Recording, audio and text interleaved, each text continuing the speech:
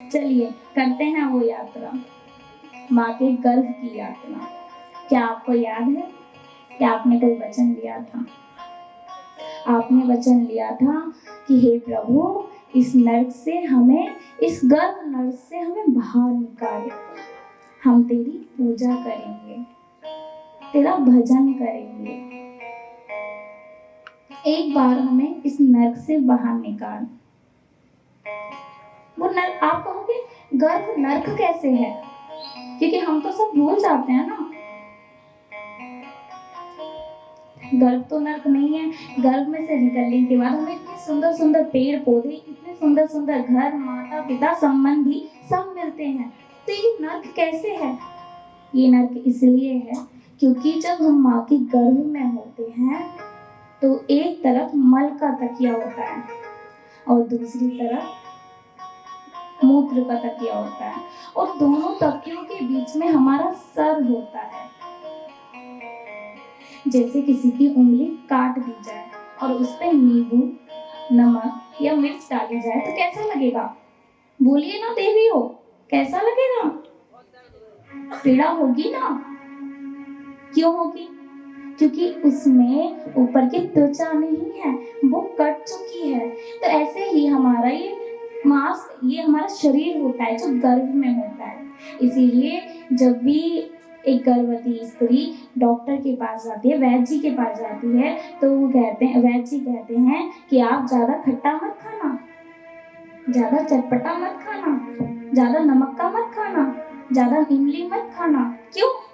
क्योंकि बच्चे को पीड़ा होती है, शिशु को पीड़ा होती है, उसके शरीर पे लगता है वो जाकर, इसीलिए।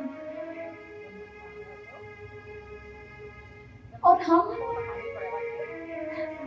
जब माँ, कोई स्त्री भोजन ग्रहण करती है, खूब चटपटा खाती है, खूब नींबू वाला खाती है, तो वो सारा शिशु के शरीर पे लगता है और शिशु हड़बड़ाता है, उसको पीड़ा होती है।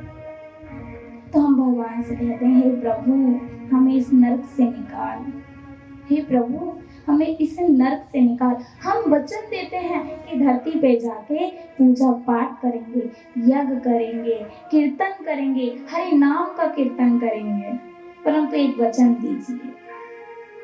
हमने वचन दिया परमात्मा को, अब परमात्मा कहते हैं कि आप मुझे, परमात्मा से हम कहते हैं कि आप हमें एक वचन दीजिए। तो परमात्मा भी हमें एक वचन देते हैं। वो वचन क्या है? एक व्यक्ति कहता है गर्भ में ही कि प्रभु वचन ये दीजिए कि आप हमें याद दिलाएंगे कि हमें पूजा करनी है, क्योंकि हम तो संसार में जाकर के सब चीज भूल जाएंगे। धरती पे जन्म ले लेंगे तो सब भूल जाएंगे कि यज्ञ भी करना है, पूजा भी करनी है, तपस्या भी करनी है। आप हमें याद दिलाएंगे। तो आप बताइए, क्या आपको भगवान ने याद दिलाया? बताइए ना, दिलाया याद?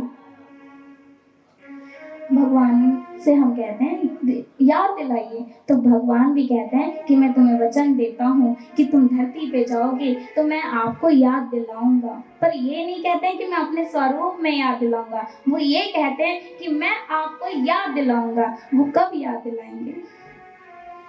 आपके घर घर आके साधु संत कहते हैं ओम भिक्षाम देहि, वो कहते हैं हे प्रभु आप यज्ञ करा करो, आप कीर्तन करा करो। आपके घर में सत्यनारायण की कथा होती है, तब हम कहते हैं कि आप कथा में अवश्य आना, आपको निमंत्रण है कि आप कथा में अवश्य आना। कीर्तन होता है, हरि चर्चा होती है, तो देवियां कहती हैं आपको हमारे यहाँ कीर्तन में आना है। तो भगवान ने आपको याद दिलाया है। कण कण में भगवान विराजमान है। अब आप कहोगे साध्वी जी भगवान ने कहाँ याद दिलाया, वो तो किसी के घर हो रहा था तो वो आ गए। नहीं प्रभु, भगवान आप में भी विराजमान है, भगवान इस चादर में भी विराजमान है, भगवान इसमें भी विराजमान है। क्यों? क्योंकि कहा जाता है कण कण में मैं हूँ। हे अर्जुन, कण कण में मैं विराजता हूँ। तो भगवान विराजते हैं। तो भगवान ने याद दिलाया है आपको कि मैं तू मेरी पूजा कर। गुरु आपके घर आते हैं, संत आपके घर आते हैं कि आप यज्ञदान तो करा करो,